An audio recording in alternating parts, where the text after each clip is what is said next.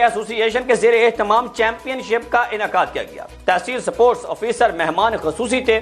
T S O محمد طارق گجر نے نمایاں کارکردگی کا مظاہرہ کرنے والے کھلاڑیوں کو انعامات دیے۔ عبدالرحمان گجر کی رپورٹ۔ کراٹے ایسوسی ایشن جہلم اور نجی اسکول کے اشتراک سے ہونے والی چیمپئن شپ میں اسکول کے طلباء و طالبات میں کراٹے کے مقابلے ہوئے، جس کے منتظم اعلیٰ عدیل احمد تھے، جبکہ ان مقابلوں میں حصہ لینے والے کھلاڑیوں کے کوچ محمد اجمل خان اور امان اللہ تھے۔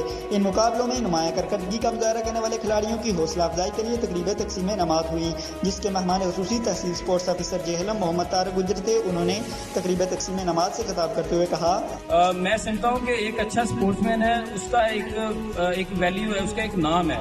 ایک اچھا سپورٹس مین جب پوری دنیا میں جاتا ہے، وہاں پہ جا کے کھیلتا ہے اور اس کا پاکستان کا جھنڈا اس کے اوپر ہوتا ہے، وہ جو وکٹری کا نشان بنا رہا ہوتا ہے، وہ نشان دی بیسٹ آپشن ہوتا ہے سب کے لیے۔